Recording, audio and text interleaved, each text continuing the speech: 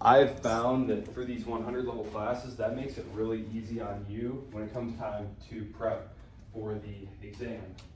Because approximately 75% of the exam is your quiz questions.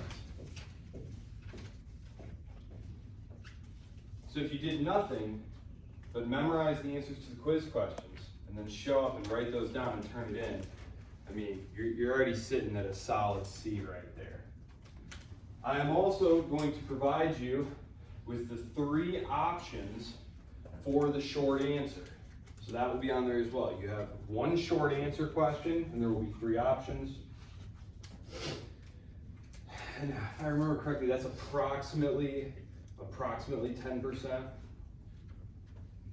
And so this leaves us with about 15%, approximately 15% that are going to be kind of surprises. And this kind of sorts out, who winds up getting an A, who winds up getting a B, because obviously all of you should get a C, right? Please do that for me. My class average over the 4 years that I've been teaching final grades is like just a shade over 92%. And this includes some students who in the middle of the semester would just like stop turning in work, quit showing up. So like there's some like hard D's, a few F's on there, really dragging the average down. So really, if you show up and do your work, you'll get an A. So the readings, lectures. I'm going to go over some of this stuff just to make sure that you don't get any surprises here. So let's just start with this. Columbus, what year did he set sail? 1492. 1492. What other major, super important event also happened in 1492? The Spanish and joining of Portugal. the two. The Spanish and Portugal thing. Okay, yes, so the joining of the 2 crowns had happened the decade previously, and they joined together, and what did they do? They set out to complete the Reconquista. They wanted to drive the Muslims out of Spain. Out of Spain. Remember, you had that little emirate. This is an exact drawing of Spain, right? There's exact drawing. There's Portugal. And there was this little thing down here at the bottom, and it was the Emirate of Granada, and it was the last toehold of Muslim power in Spain. Remember, all the way back in the 8th century, they had come across from North Africa, again, exact drawing of North Africa. They had crossed the Strait of Gibraltar, pushed all the way into southern France, and I believe this is one of the extra credit questions. They were stopped in what, because there's 3 extra credit questions, and they're just random things that I've mentioned over the course of the lectures. They're not things that I would expect most people to get, but they're just extra credit. There's a battle in southwest France. Whose grandfather leads the Charlemagne's grandfather. Charlemagne's? Who said Charlemagne's grandfather? It is Charlemagne's grandfather, Charles Martel, also called the Hammer. If that makes it easier to remember, that helped me. It's a sweet nickname, right? I can remember the Hammer. Yeah, the Hammer, Charles the Hammer Martel. It was the Battle of Tours, and it marks the high point of the Muslim conquest into Europe. Remember, we tend to view this all backwards, and certainly modern progressive scholars, who tend to very much be on the left side of the political spectrum, they very much tend to view things like the Crusades and all this stuff as, and Europe's pushing outward as being, aggressive and expansionist. Really, Europe had been on the defensive for a very long time because, of course, down here in southwest or southeast Europe, we had Vienna, Austria, right? It wasn't called Austria yet, but who was invading up through here? Their capital was in old Constantinople. It was the Ottoman Turks. Right? And in 1453, that group had done something rather important. In 1453, they had seized that all-important city of Constantinople. And why did that matter for the course of history? What did the Europeans get via Constantinople? Access to Asia. Stuff from China, access to Asia. This was where the center of industry and innovation and all that stuff was. It was in the Far East. And it made its way all... Can I erase this? Yeah. Just make with the exam stuff.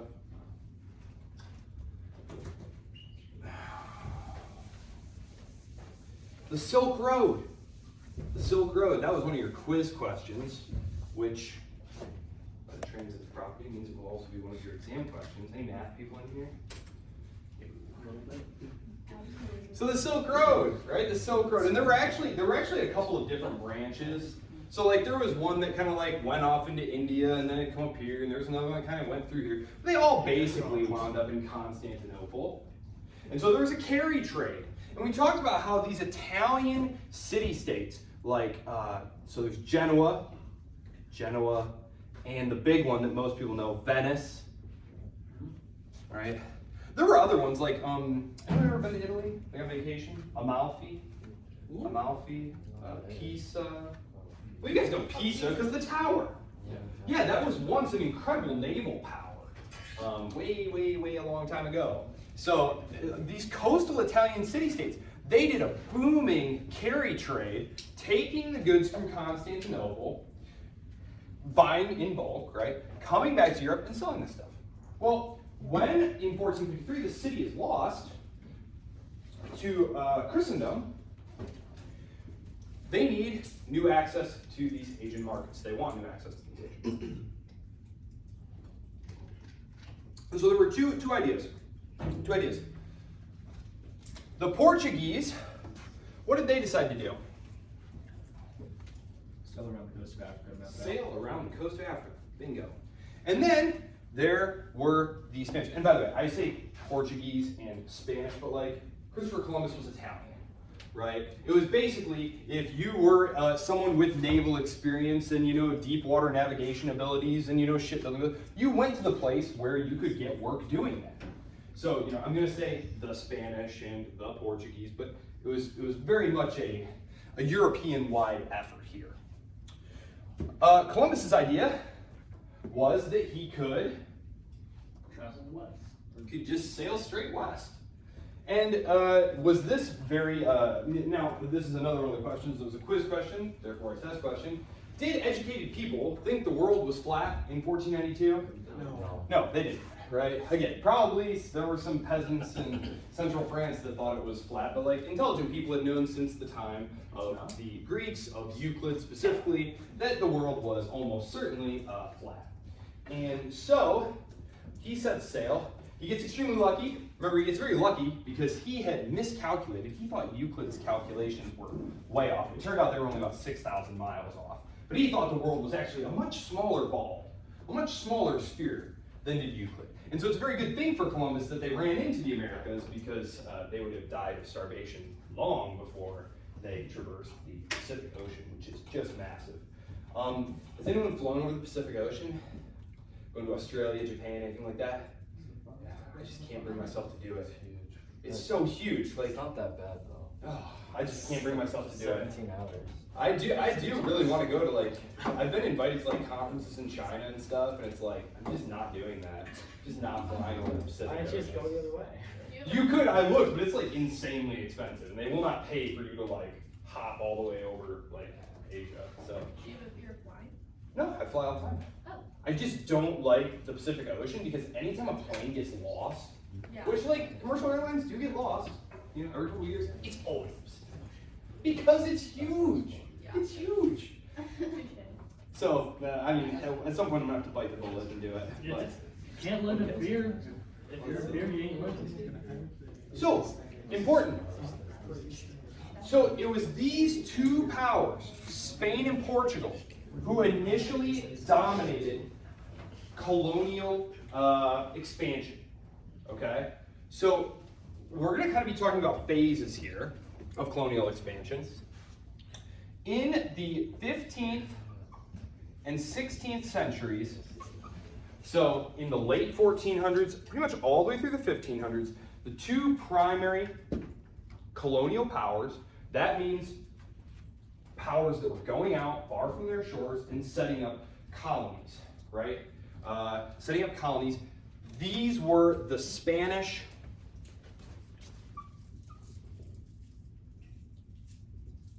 and the Portuguese. That's another one of the questions. I think it was a quiz question. It might not have been a quiz question. It is an exam question, though.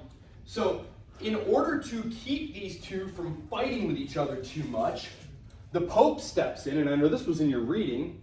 The Pope steps in. This is kind of an interesting thing. When you have a dispute between monarchs, you need like a mediator, a trusted mediator. And they're battling over control over the Americas, right? And so they go to the Pope. They're both good Catholic powers, Spain and Portugal. They go to the Pope. And the Pope says, I have a great idea. And he breaks out his map, and he draws a line. And he says, okay, everything to the west of the line is for Spain. Everything to the east of the line is for the Portuguese. And do you remember what that treaty was called? Line of demarcation. No. There was a line of demarcation, but that came later. This one was the Treaty of Tordesillas. Treaty of Tordesillas. And that was in chapter 3 of Solis-Mullen and Williford. And you can see the map here. And the interesting thing about that treaty, though, it did work for the Spanish and the Portuguese. But who did not care? Who didn't care about that line? Who doesn't care what the Pope has to say? Think back to the Reformation. The Reformation is happening. Who doesn't care what the Pope has to say? All the Protestants, right? So the English, the Dutch, they don't care what the Pope says. And so in the later part of the 1500s, and certainly into the 17th and 18th centuries, we're really going to be talking about the British. Well, right now they're still the English. Whatever. Okay, so there's England, right? Are you guys familiar with the British Isles? So it's like a collection of islands, right? Basically. So there's a big island, okay? And the sort of central large part of it is England. The northern part of it is Scotland. And then there's this very unfortunate other little island right there called Ireland. So the British Isles. So I'm just going to call it Britain, Great Britain, but like technically at this time it was just England. It was still conquering and binding these things to itself, and that happens in the Act of Union, which I believe was in 1707, but let's just say Britain. It's Britain. Britain and the Dutch, and eventually the French. Now I'm going to get to eliminating the Dutch in a minute, because you're probably all, unless you like really did the reading and grasped a good deal of it, the Dutch are going to be a major power player and kind of foreshadow why Britain wins the race for global empire. Not to spoil the ending, but at the start of World War I, and actually after World War I, Britain has the largest empire the world has ever seen. And it's just this tiny little island. And when you look at it on a map, you're like, how on earth did this happen? They don't have overwhelming resources, they don't have overwhelming population, how on earth did this happen? A lot of it is explained by social institutions. Things like having a central bank. Things like having very liquid credit markets. Things like having joint stock companies. So things like having incredible protections for private property. So these are all things that the Dutch actually pioneered and which were gradually adopted by the English. And part of this has to do with the Glorious Revolution, which was part of your reading from this week. So I will circle back to that because, I don't know, did you guys understand what was going on there with like the English Civil War and the battle between Parliament and the King? Well, let me talk a little bit about that in a second. We have plenty of time. So let's see. This stuff is like, I know you guys all had this in high school. Okay. When Cortez shows up in Mexico, in central Mexico, what indigenous people does he encounter? What large imperial civilization does he encounter in central Mexico? The Aztecs. The Aztecs. Right? Okay. What are some of the things that explain the fact that Cortez, with like a handful of dudes, is able to eventually pretty quickly actually, topple this very large empire. Disease. Did the Aztecs use like a god of some sort?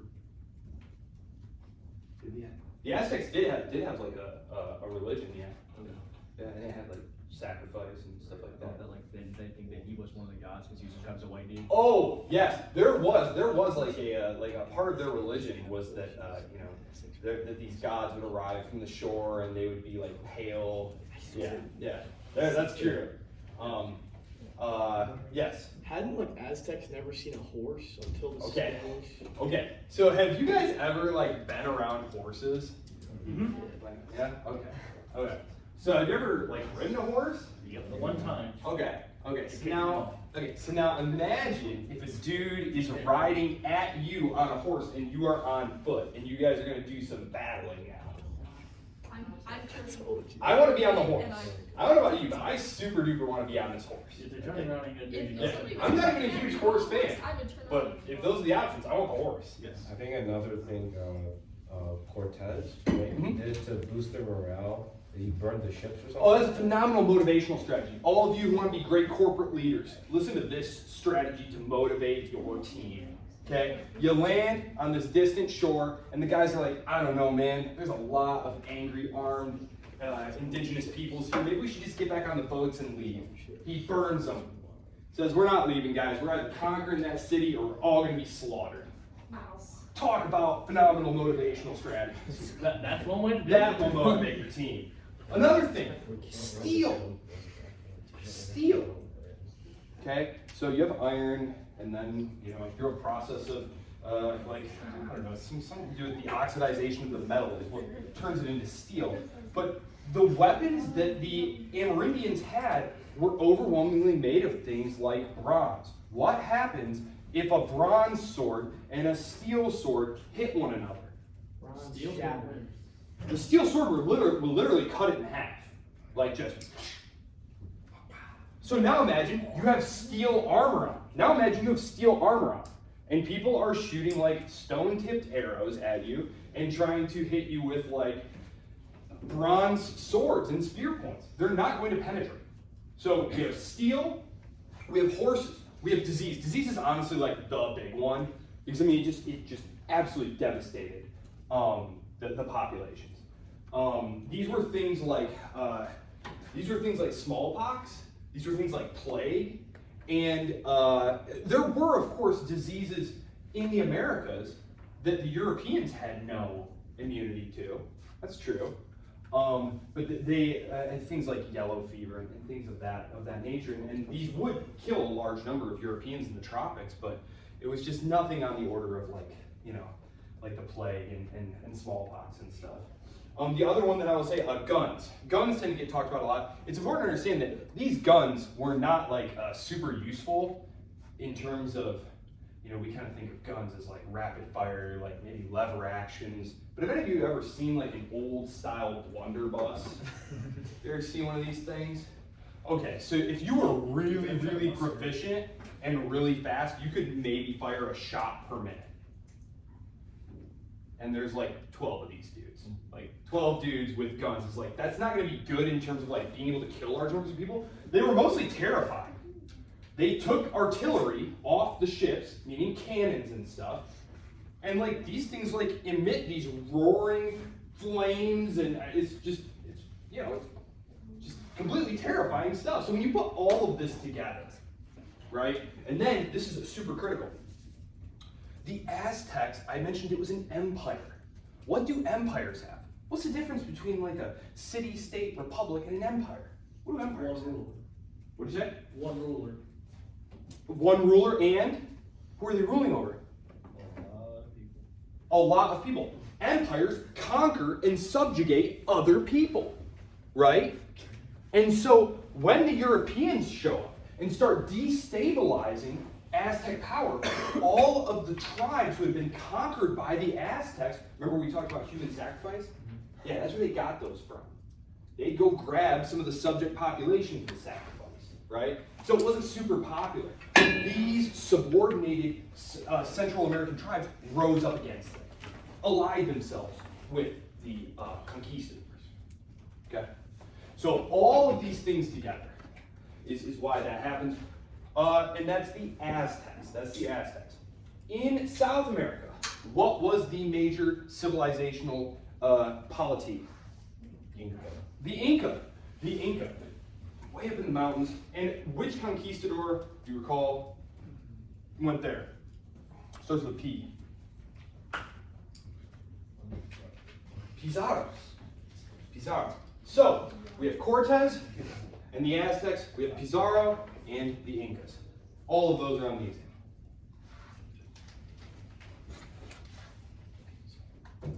So, the triangular trade. I'm going to talk a little bit about the emergence of the triangular trade here. I'm going to erase this stuff.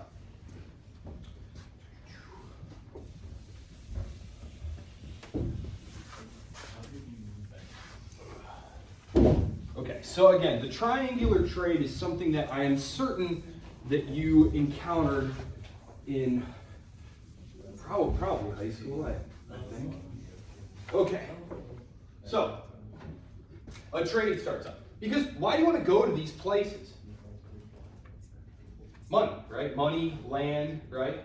We talked about in Europe, there was what was called entail. Entail. It meant that if I had several children, which I did, so this actually works perfect. Okay, so I have many children, and I'm I'm the Duke of Burgundy or something, and I've got 3 sons. I have no choice but to leave it to the oldest. Even if he's worthless and doesn't work hard and is a slacker, and my youngest son is like a super hardworking, dutiful guy, and everyone with a brain can see that, okay, the estate should totally be managed by that guy instead. It's literally not in my power to change that. I own the land, but I don't have the right to do whatever I want with it. I cannot break it up, things like that. I'd have to get rid of them, disown my oldest son, which there's all sorts of problems with that. So invariably, what happened with the younger sons who weren't going to have land? We talked about them grabbing bishoprics, priesthoods. Well, when they discover the Americas, all of a sudden it looks like, holy smokes, look at all this land over here. We can just go, conquer some of that land there and set up my own feudal estate in the Americas. So a lot of the people who are coming over there are looking for land, right? They want land. Europe is very small. There's a lot of people. It's very land poor. So, and so trade develops, because if you're going to be there, you need something to make money with. So here's Europe. I'm just going to put an E here, an A. Ooh, that's not going to work. America, Europe, Africa. Okay, I'm not going to bother with the comments. I'm exhausted from all of my excellent drawings. So, the triangular trade. Raw materials are coming from the Americas. Raw materials. Timber, large amounts of salted fishes. There's just incredible fisheries there, and so you catch these things and you salt them and send them back. They'd last. Things like sugar, coffee, molasses, corn, all these raw products are going back to Europe to feed Europe's growing population. Right? Europe's population is on the upswing. Right? The Black Death is over. Making all sorts of reforms to agriculture. Population's growing. Europe, in exchange, is going to increasingly send to Africa manufactured goods. Things like guns, compasses, needles, all sorts of different things like that. And then from Africa are coming slaves to work the American plantations. Now, this evolves kind of gradually because transporting people across the ocean, that costs money and stuff. And the guys who are sitting over here already look around and they see okay, there's lots of potential enslavable labor here with these indigenous peoples. But what's the problem there? What's the problem? What did we talk about? What did you say? Disease. Disease. The indigenous population is just wiped out. It's not completely wiped out, but within a generation, it's it's so hard to get accurate numbers because you'll see people say 100 million died. And it's it was clearly a lot, but like, how are we going to know exactly how many? Like, it's just a guess, but we know that there was not a lot of labor there. Another thing is you have to imagine these indigenous peoples here, this is their territory. This is their homeland.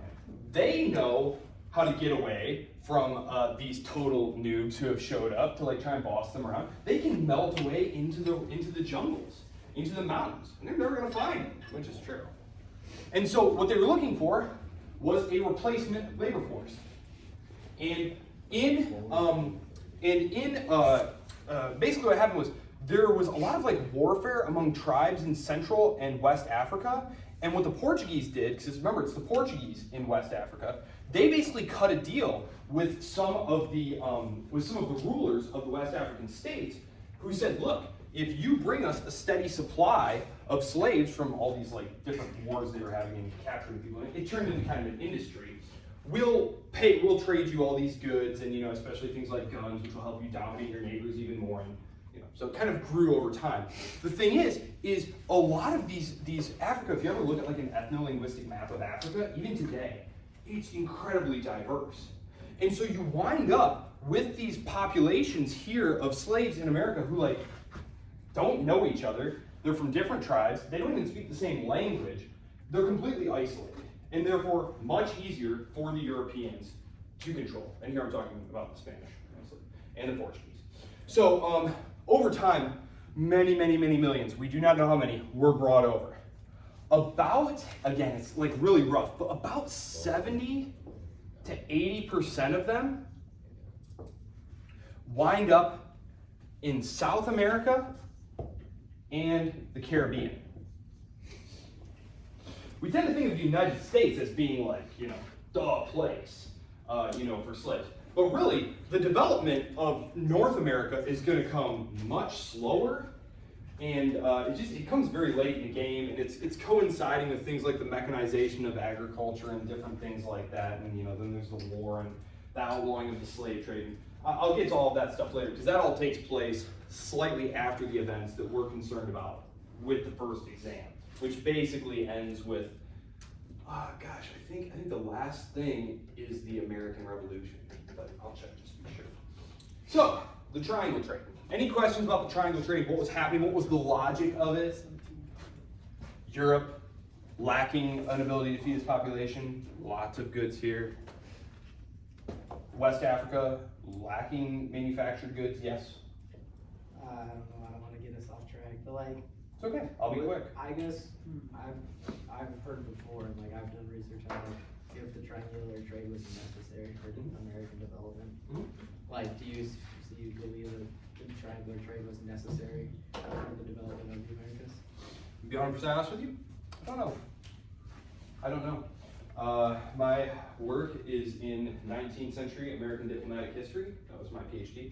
If you do a PhD, you're gonna wind up studying like one really small subject and learning like an insane amount about it. Like I can tell you like all the different ambassadors and all the different places. But so to know something like that, I really don't know. I mean, certainly. Gosh, yeah, I don't know. That'd be a good counterfactual one. I'm sure. Did you look for like scholarly articles about it? A little bit. It's I wonder like, if there's someone's like, written like that. the prevailing stuff is like all of the materials had to come from somewhere, and each one of those three areas Right. had the materials Yeah. needed to create it, and so like it's not that it was inevitable, but it was like one of the best options. Yeah, that was kind of my thinking as well there, just kind of off the top of my head, like, I'm sure there would have been some kind of development. It might have been slower. It might have taken a slightly different form. It's really hard to say. A lot of the institutions that are going to be put down in the new world, that's just, colloquially, people will say new world and old world. A lot of the institutions that are laid down in the New World were basically facsimile transplants from the states, from the kingdoms that established them. And so I'm just going to go right to that, because maybe that'll, here we go. Let's see if it passes. All the China stuff.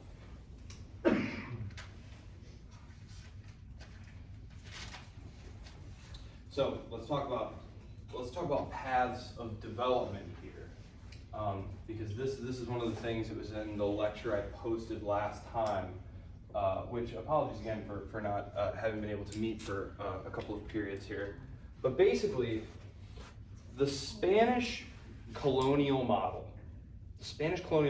looked very different from the French colonial model, which looked very different from the British colonial model. Now we're talking about the Spanish and the Portuguese right now, so let's stick with them. What they did is they would give large estates, hacienda, to loyal subjects, successful adventurers, the second son of the Duke of Sevilla, or whoever needed a little land, right? Point is, these were for loyal subjects to set up large plantations to engage in monoculture. Monoculture, which is exactly what it sounds like.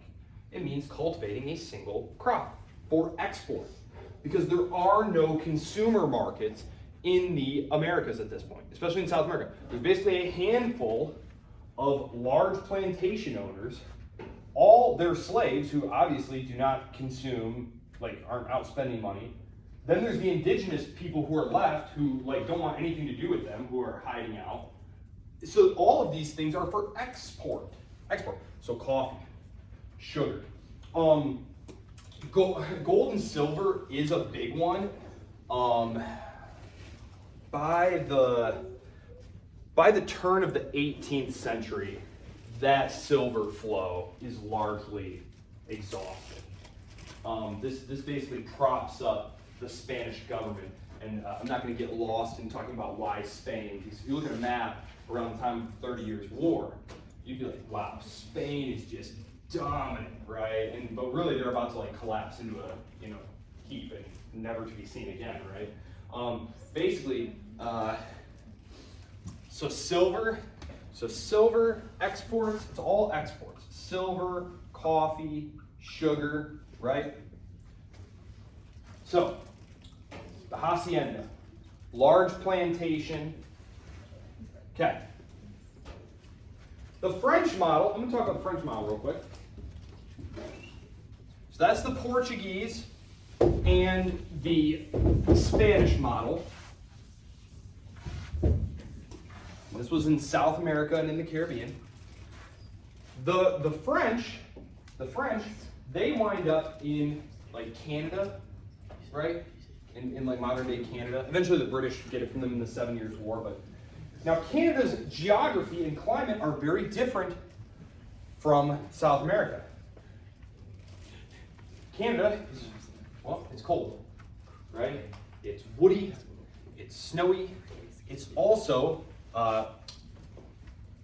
full of lots of creatures whose pelts are very valuable, very sought after. Things like otter pelts, for example. And so for the French, so this is the Spanish and Portuguese. For the French, their colonial model was, okay, we're going to set up little companies, fur trading companies, and what you did is you're a trapper. This meant that you, by yourself, maybe with a partner, would go out into the wilderness and trap animals. And you would live off the land. And very often they would have allies among the indigenous peoples, the Native Americans. And this is one of the reasons that the French, Native Americans consistently took the side of the French when the French and the British were battling for control of North America. In the decades prior to the American Revolution, the Native Americans almost always wanted to side with the French, because just look at their different patterns of colonization. The French, it's one or two guys. They marry into the local populations. They can speak the language. They trade with them. I'm not going to pretend it was a panacea or something, but certainly compared to the Spanish and the British models, it was. So the French model, lone trappers, fur traders, and these pelts, these things were super sought after, especially in China. In Qing China, they couldn't get enough of these pelts. And if you're a trapper, basically what you do is you trap the animal, right? You don't want to shoot it, because then you put like a hole in the pellet. And what you do is you would stretch it to dry it, and then you get this like nice pellet. I mean, you could stack up 80 or 100 of those things in a season, and they're pretty light, easy to transport on your sled. Good living. Fur traders, solid relations with the natives. Very solid. Then there's the British model. Now the British are in what's today the United States. Okay. Now the British experience kind of divides in two here. Okay, so in British North America, you have the North and the South. And literally from the beginning of their developments, you see very clearly two different types of civilizations emerging. In the northern part of the United States, what will be the United States? Can I call it the United States? Yeah. Okay. So I was gonna call it British North America, but like the United States. The northern parts and the southern parts very immediately start along different paths of socio-economic development. I didn't list them, but you're the professor. Sorry. So, imagine now, no, you're fine. Imagine we've landed in Massachusetts. Massachusetts, let's see, the soil and the climate in Massachusetts. It is not conducive to large-scale monoculture agriculture. It is not good for growing large amounts of cash crops. But it's also not full of horrible diseases, right? Which is like pretty much everything from like southern Georgia down. Like, you couldn't get women there. You could not get women to go there. Like, European women would not go there. And this leads to vastly different racial hierarchies in these different places. Because if you were Spanish or Portuguese or something, like, you basically had to marry with indigenous women down there. Like, up north, though, in British North America, it was conducive to small family farms. Small family farms and cities that trade and produce. Cities like Boston, New York, they're right on the water. And they have brilliant, brilliant natural harbors that have lots of shipping. So lots of cities, industry, single family, yes, okay. In the South, though, the climate was much more similar to what we find in Central and South America. You could grow large amounts of sugar, rice, cotton. Cotton eventually becomes a big one. The initial one is tobacco. Tobacco. And actually, American Spirit, are you familiar with the company American Spirit? It's like a cigarette manufacturer. They claim that part of their tobacco fields were part of John Rolfe's original holdings when he was with the Virginia Company. You know, they get Pocahontas, that guy. Okay, so I don't know if that's true or not, but there you go. Anyway, tobacco. Now, so what you see in the South developing are large plantation monocultures. Okay? So,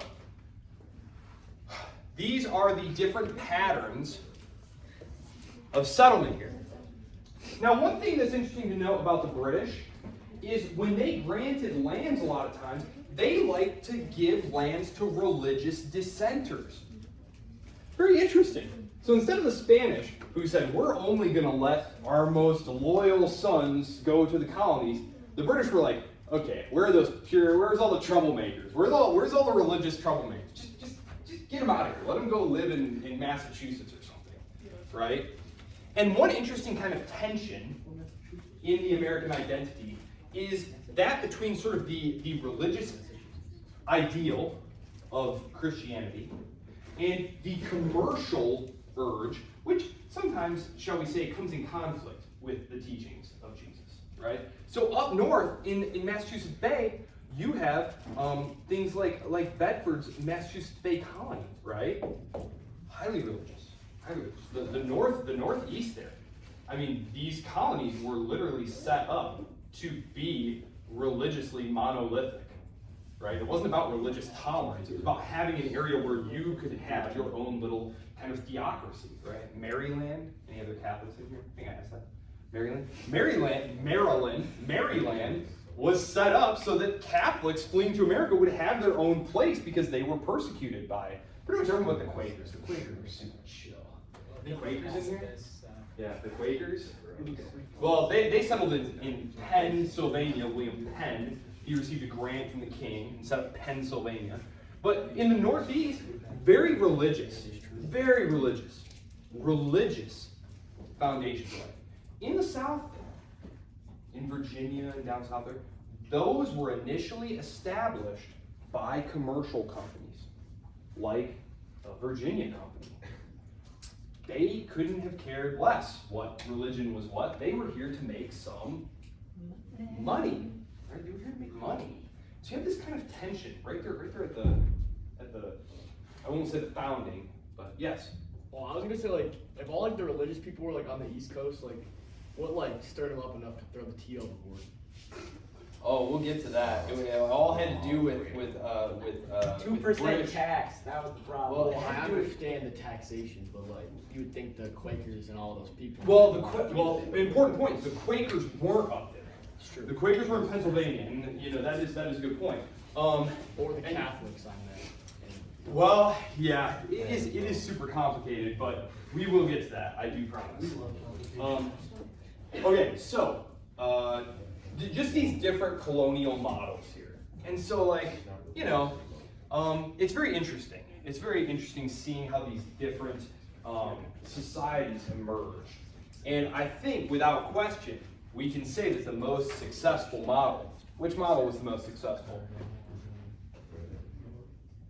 Which one? Someone said it. The North British model, right? Of large amounts of private property owners with cities, industry, and commercial shipping.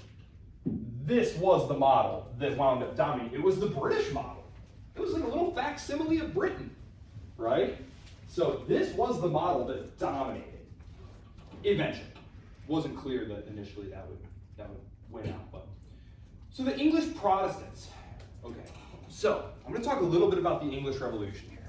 I'm not going to get super bogged down in it, but it is kind of important for understanding the thinking of the American founders, a lot of whose relations have been directly involved in the English Civil War. And they talked about it, they reflected on it. And George Washington, ruminates on the fact that he doesn't want to become another Cromwell. Right? If you don't know what the English Civil War is, you're like, well, what on earth is he sweating? What's the deal there? So, the English Civil War. And it's important also for understanding how Britain imported all these Dutch institutions that helped to kind of conquer the world. Okay, so the English Civil War. So you have the Stuart Kings. The Stuart Kings, right? I'm going to erase all this. The Stuart Kings are sitting on the throne, and the Stuarts are looking around Europe in about the year 1600. That sign means about 1600. The Stuart Kings are looking at Europe, and they're saying, by golly, look at the incredible amount of power some of these kings, like the French kings, are amassing for themselves. They're looking at what's called absolutism. They're looking at royal absolutism, wherein the king is increasingly centralizing power to himself. This is different from the feudal monarchies we are leaving behind. Remember, when we first started talking about the kings of Europe, we talked about how weak they were, right? How they couldn't get you have to beg the Duke of Burgundy to do this, and you had no power, right? Well, gradually, over the course of the 15th and 16th centuries, largely through war, there's a lot of war going on, religious warfare as well, the crowns started to amass more and more power to themselves, started creating large professional bureaucracies that would execute the king's will, whether the nobles in a certain area agreed with it or not. When they rose up, like the Fronde, the French nobles who rise up against the Bourbon kings, when they rise up against his centralizing efforts to control them all, he uses his newfound taxing power and his new professional army to crush them. Those are the events of 20 years after in Three Musketeers. The Stuart kings look at this and they say, by golly, that sounds great. What if we could do that here? This would just be swell if we didn't have to like debate with Parliament all the time about like money and stuff. And so, a showdown emerges between the Stuart kings and Parliament. Parliament, you guys know Parliament like today, right? It's like they debate, the Commons, House of Lords. So it had grown out of a close circle of advisors that the king had, all the way back in, the Middle Ages. It was originally just like his very close people. And gradually, as the king wanted to get more and more taxing power, more and more authority, he started inviting more and more people in. Because if I want to be able to be assured of your support, as maybe I'm going to go fight the King of France, it would be good if I had consulted you, right? Had invited you into the councils of state. If I'm going to levy a tax on you, for example, even if you disagreed with it, it feels different if soldiers just show up and start demanding taxes if you've never even been consulted. But when you've gotten to go take part in the debate, you didn't win the debate, but it feels more legitimate, right? Well, the Stuart kings are looking to do away with this. The French kings have stopped consulting altogether. Anyone, French Revolution? Anyone familiar with that? Did they mention that in high school? So he has to call the Estates General, right? The French king has to call the Estates General. That's kind of like the big assembly where he goes to ask them for money. He does that in 1789. The French kings had not done that in over a century. So imagine the English kings not calling Parliament for a century. So that's what's emerging here. Parliament fights back though. Parliament fights back. Something very interesting had been happening in England. You had seen a divorce between wealth and land. For most of human history, as agricultural societies, wealth and land were virtually synonymous. To be wealthy was just to have land. Now, in feudal Europe, who had the land? Was it the peasants? Was it the nobility? Who had the land? The nobility. So who had the wealth? And so who had the power? The nobility. So nobles dominating Europe. Well, as trade, global trade networks emerge, and colonial empires are set up, there arises this new entrepreneurial middle class who are business-minded. Now, the nobility were not business-minded. The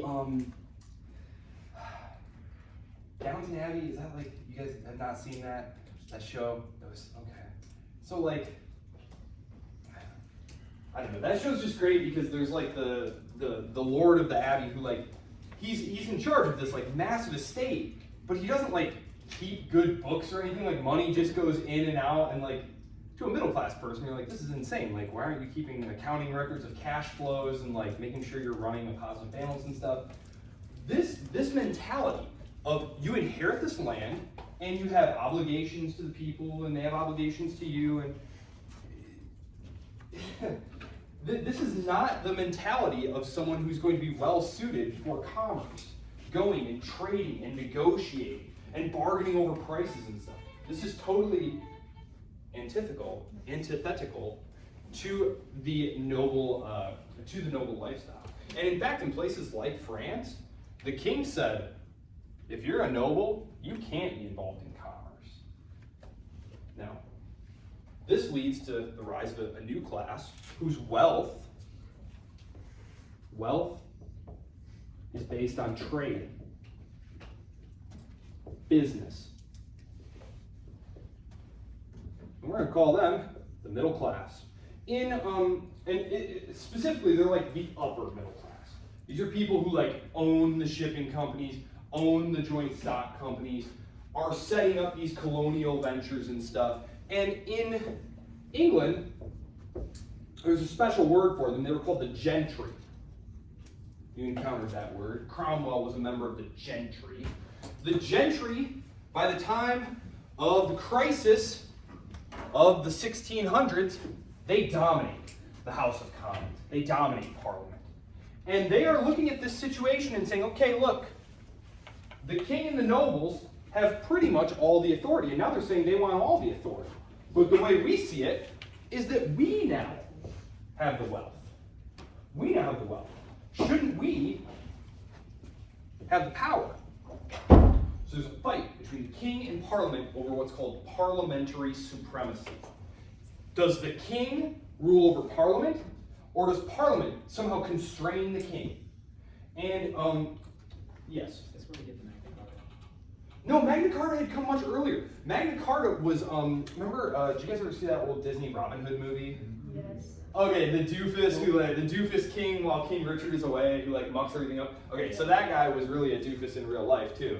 And he super alienated all of his barons, which are, like, powerful, like, dukes and landowners, barons. They revolt against King John and say, look, if you want to stay king, you're going to sign this piece of paper here that guarantees certain rights to us.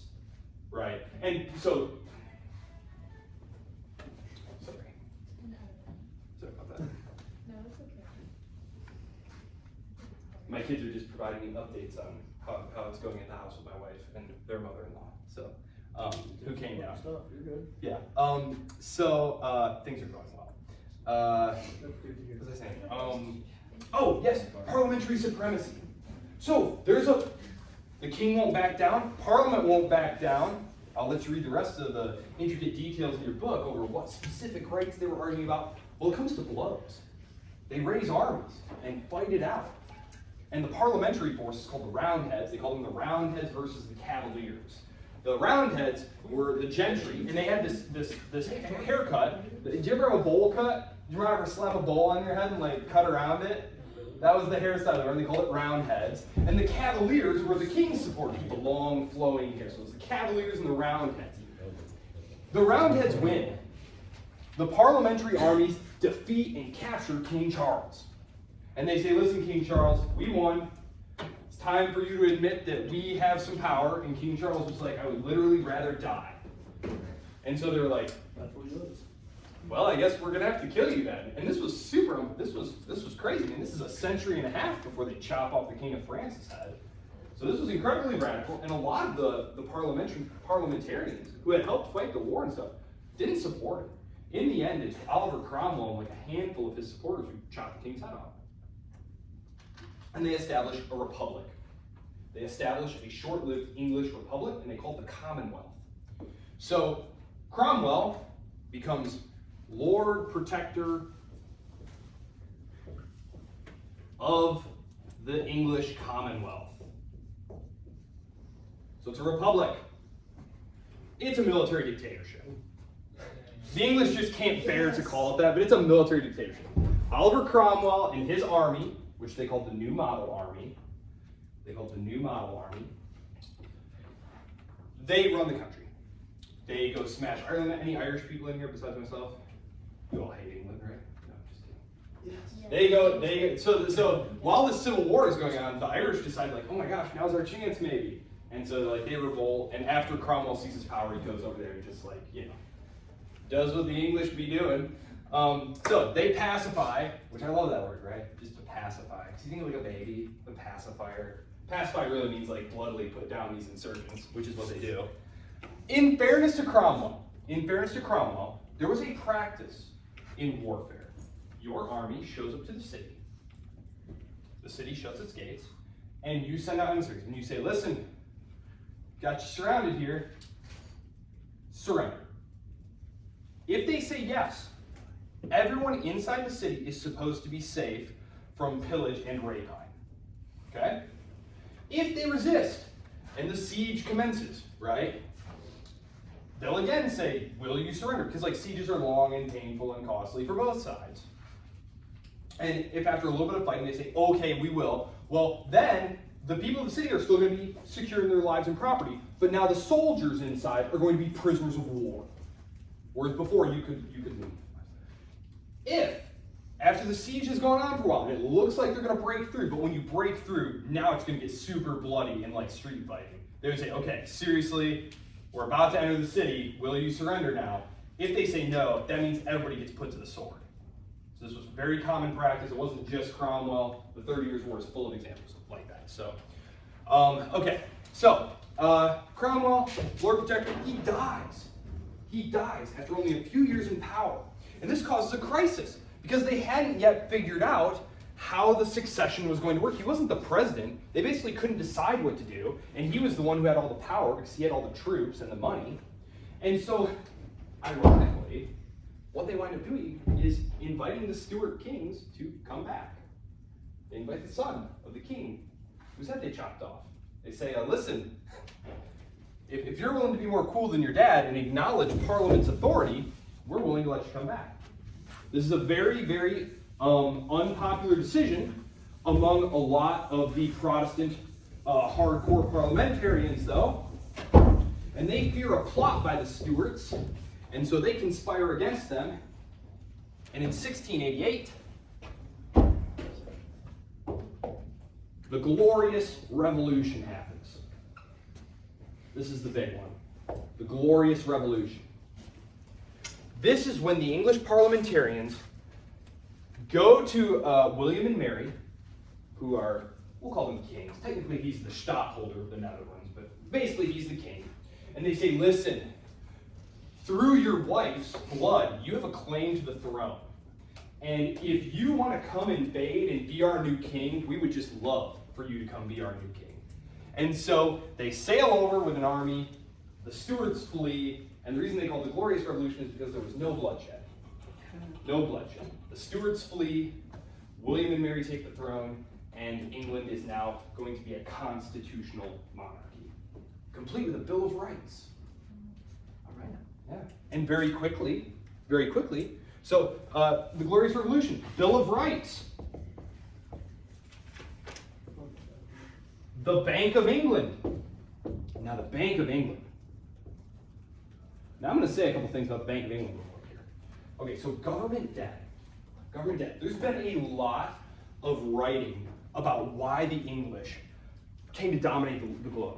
And I think one of the most convincing arguments is its early adoption of sophisticated credit markets, monetary and fiscal arrangements.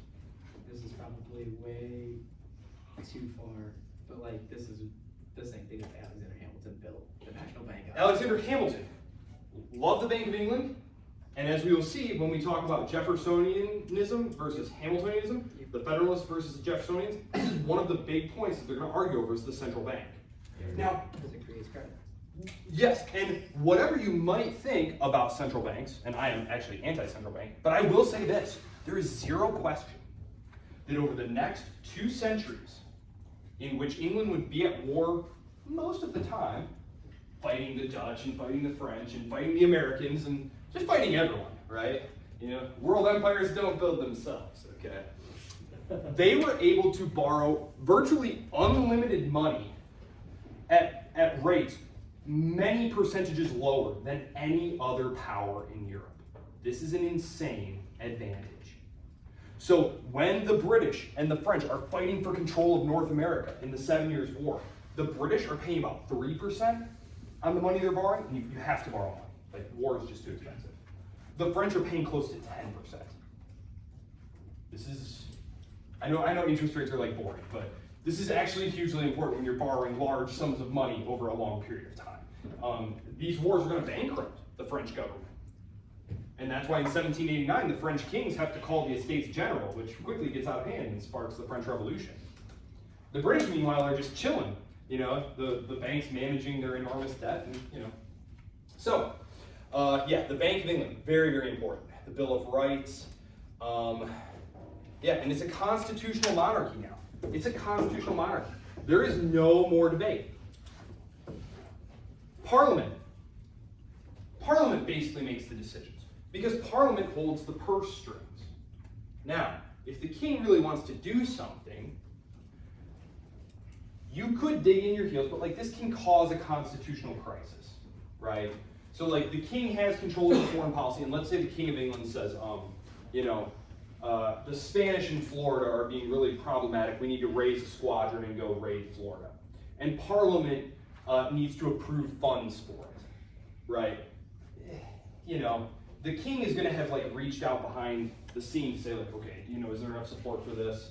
Okay, it seems like there's going to be enough support for this, and you know, there's going to be conversations of like, you know, what's going to happen if we say no? You don't want to provoke a constitutional crisis over, you know, who's got command, and they're both very careful to do that.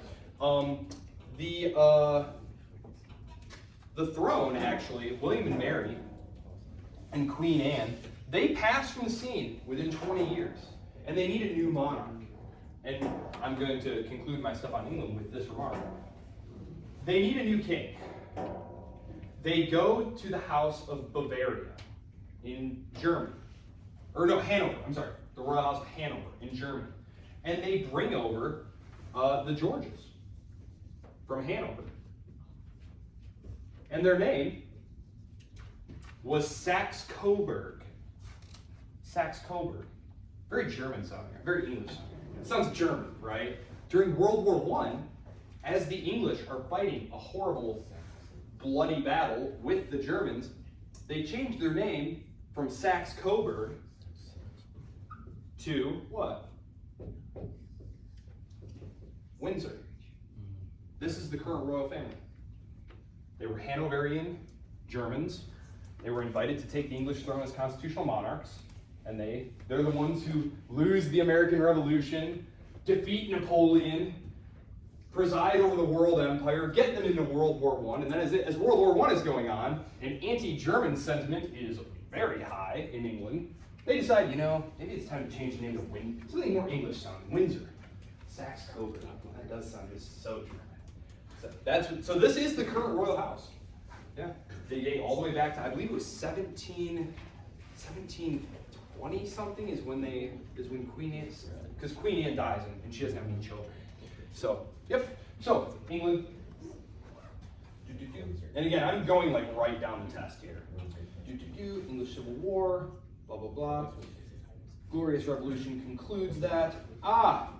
Which European royal house dominated the Holy Roman Empire? Their seat was in Vienna.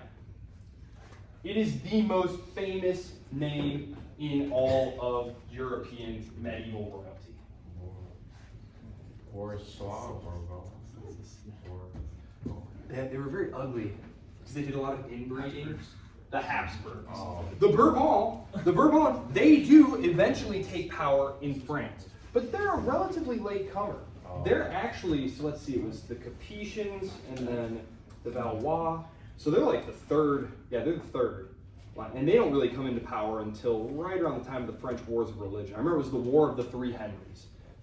Where actually, ironically, the Henry who wins, Henry of Bourbon, was a Protestant.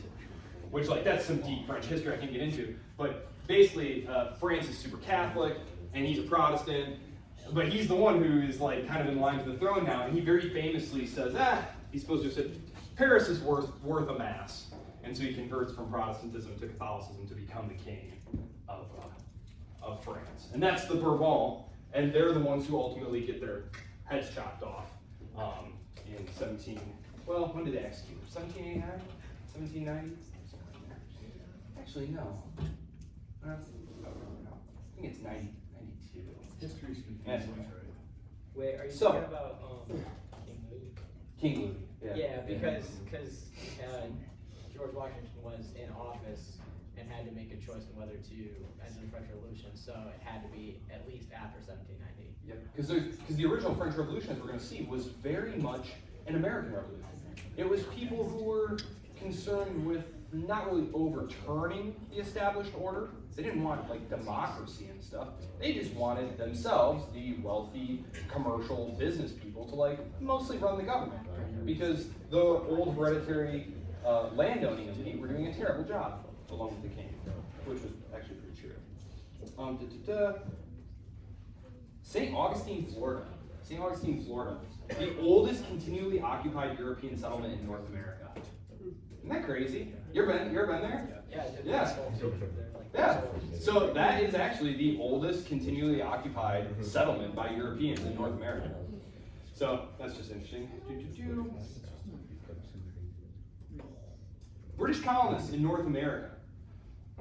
very interested in setting up the small family farms in the north, plantation agriculture in the south.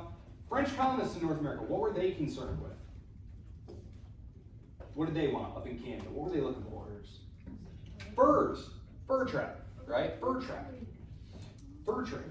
The English Civil War, talk about that. The Habsburgs, Detroit. Oh yeah. Oh yeah. Yep. Oh, the Protestant religious sect. That played a central role. As I was saying, in the English Civil War, it was the Puritans. So there are a ton of connections between the Puritans, who fight and overthrow the Stuart kings, and who are setting up and dominating all of these colonial operations in North America. So it's the Puritans. So, St. Augustine, blah, blah, blah. Ah, yes. So, yeah, got 12 minutes. Plenty of time. Okay, so I had mentioned that initially the battle over colonial territory and the Europeans was between which two European kingdoms? Who was battling it out initially for some global? Spain and Portugal. And I had said that they were going to be eclipsed in the late 1600s into the 1700s by a combination of the British and the French and the Dutch. So I'm going to get rid of the Dutch right now, because you all know, spoiler alert, the Dutch aren't a big thing, right? Okay. The Dutch start to be huge. Okay, so if the Dutch have been, you guys know like what meme coins are and stuff? Yes. Okay, so the Dutch were like the ultimate meme coin, right? So like, here we go. Okay, so the Dutch, so in like, in about like, in like the 1580s to like the 1680s, I mean, we're talking, the Dutch go boom, and then just crash, and they're never a thing again. They do. Because the Dutch are an amazing hub of commercial activity. They're the ones who really take a lot of the innovations in like banking and commerce that had been very prevalent in Italy. Remember, the Mediterranean's dead now. There's really no trade in the Mediterranean now. Now it's all going on in the Atlantic and the Baltic ports there. And so, places like Brussels and Amsterdam and Antwerp, those became the hubs of commerce and industry and finance in Europe. And they had tremendous shipbuilding. Obviously, there's great natural ports there. The problem for the Dutch was they're right across from England, right? Like, here's them, here's the English, and they're basically the same, right? Like, they both want to be financialized, seafaring, commercial, colonial powers. Highlander. There can only be one, right? There can only be one. That reference is too dated. I'll eliminate that one. There can only be one. So while the English Civil War is going on, Cromwell and them decide to smash the Dutch, and they fight 3 wars against them, eventually a 4th war, and eliminate the Dutch from the European balance and colonial balance pretty much forever. So that's the Dutch. So by 1700, the war for control of the world is basically between Britain and France. Britain v. France. Okay? Now, France, if we look at them on a map, and we looked at their demography and everything, we probably think, like, golly, you know, France has more than a puncher's chance here. I mean, they're a heavyweight. They got like 5 times the population, 10 times the land mass. Their colonial empires are basically the same at this point. Britain and France. So they're going to fight a series of wars against each other. Some of the major ones that, if you're interested in learning more about these things, you had the War of the Spanish Succession. You had the War of the Austrian Succession. You had the 7 Years' War. That was a really big one. And that one, we call that one here in the United States, we call that one the French Indian War. Right? We call this one the French Indian War. Everyone else calls it the 7 Years' War, and it's kind of the first global war. There are battles in India. There are battles in the Pacific. There are battles in the Caribbean. There are battles in Europe. There are battles in North America. It's a truly global conflict, and it's insanely expensive, right? So let's talk a little bit about the consequences of the 7 Years' War. Remember, this is a 100 level class. We're just skimming right along the top here. I'll just say this. The War of the Spanish Succession and the War of the Austrian Succession, and the 7 Years' War were all lost by which of these two sides? Who lost all these wars? Probably France. The French. France. France lost all these wars, and they were insanely expensive, and they lost all of them. Huge L's. These are huge L's. Because how do you pay for the war once it's over? Once you've conquered all this territory and took all their stuff, what do you do then? Well, you loot it and you sell it, and hey, the war debt's gone. You know, paid down the war debt, and now we have all these new colonies and stuff that we can tax and exploit. Well, what happens if you lost the war? You got nothing. You got nothing. You just have tons of bills You're done. and less revenue than you had before because they have to give up Canada. That's how the British get Canada. And a bunch of their Caribbean islands and stuff, they lose all that stuff. So, the 7 Years' War has major consequences for the event that's going to cap our first part of the semester. So exam 1, the last big thing that happens is the American Revolution. And for the start of the second half of the semester, exam 2, the first thing that happens is the French Revolution. And all of these have their origins in the 7 Years' War. So let's start with the French. We can do away with them really quick. It's insanely expensive, and they lose, right? So it just adds another amount of bills that they can't pay and puts more strain on French finances. Fairly obvious. In the case of the British case, it's insanely expensive. They win. They win. And the government in London says to the colonials, says to the colonial elite, the Fairfaxes, the Madisons, yes. I have a quick question. Like, is that what led to like the strain on the peasants in France that they had to pay? Oh yeah. So yes, because of the incredibly inefficient tax system that France had. And when we do the French Revolution, I'm going to explain how France's tax system really lagged behind the fiscal modernization of Britain.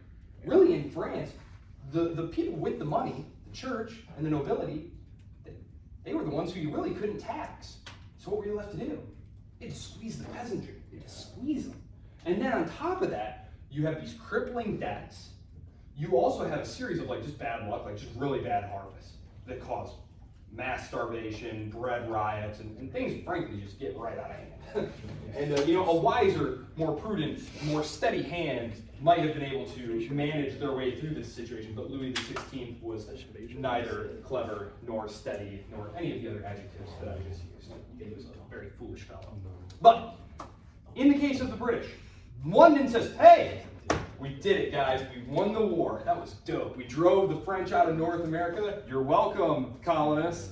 Listen, how about chipping in? Because that was like insanely expensive, and kind of you helped start that whole thing, George Washington. Are you familiar with George Washington?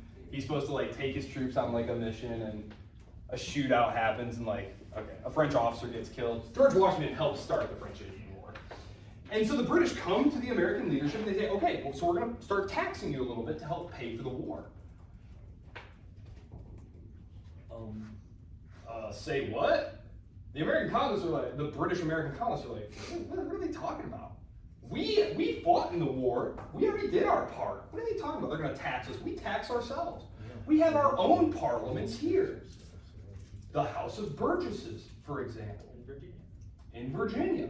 And they said, whoa. Aren't we Englishmen? Did some magic happen when we sailed across the Atlantic Ocean that all of a sudden we arrived here and are no longer Englishmen, entitled to the rights of Englishmen?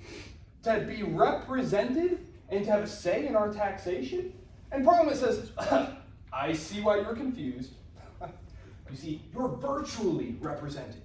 For all those who wisely sit in Westminster and London think not only of themselves and their own constituents, but of all of you. So that should certainly be sufficient for you, right? No, right? No. There's going to be a series of back and forths that culminate in the London government, Parliament, levying a series of taxes, trying things out. The Stamp Act, the excise tax, the sugar tax. They start trying all these different taxes to see how the colonials will react to it. Because the colonials will always raise like a legal objection. They'll say, oh, well, okay, we do acknowledge your right to tax trade going outside of, like, between us and you, but, we don't acknowledge your authority to tax trade that's going on inside the colonies. And so then London will pass a new bill aimed specifically at that. And then the Americans will find a new reason, the British Americans they'll find a new reason to object to that. Until finally we get to very famous events like the Boston Tea Party and things like that, where it's very clear that what the Americans actually object to is being ruled by London at all. And so, let's go. So this causes a huge rush. And again, it comes from the 7 Years' War, because London had been mostly ignoring the colonies. It was a period that was, they call it benign neglect. Benign neglect. Meaning, they were just letting the colonies run themselves. The colonies were shipping goods to England. They were buying English products. They were supplying troops when they were needed. You know, generally listening to what London told them to do. Just no real reason to muck around. Well, after the 7 Years' War, the London government is looking to consolidate its control over North America. Now it's got Canada, now it's got, you know, the coast there, and it's looking to really start extracting resources and managing things more actively. And this just completely rubs the British Americans the wrong way. Because for a century and a half, you know, your grandfather and your grandfather, they've been running themselves. They have their own local assemblies who vote, you know, okay guys, we saw that the bridge is out, we all need to vote some money to fix the bridge. Okay, all in favor? Okay, we'll fix the bridge. Yes?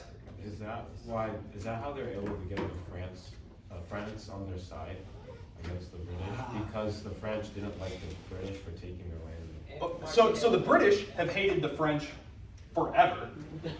It's funny because today we're kind of like, yeah, allies in World War I and World War II, and Britain and France, they love each other. Prior to that, they hated each other. They fought war after war after war after war. And the 1700s, it was a battle for global supremacy between Britain and France had lost every round and been humiliated at every turn. And so when the revolt happens, the French government is so excited to be able to help these American colonists, stick one right in the British eye. They think it's just hilarious. Unfortunately, Turgot, the finance minister, warns the king. He says, King Louis, if we do this, it's going to completely bankrupt us. Let's do it. And he lost the debate, and that was really the straw that broke the camel's back, ironically, was taking on more and more debt to help fight the American war. So, yep. Okay, I'll see you on Monday, and we will continue going over, Tuesday, yes.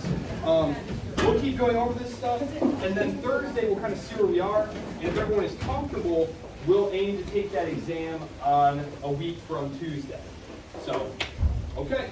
I'm not going to be here Tuesday morning. Thank you. Okay.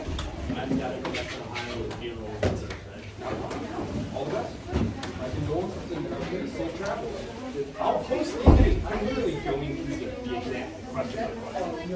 So watch these videos because these are the exam questions. So.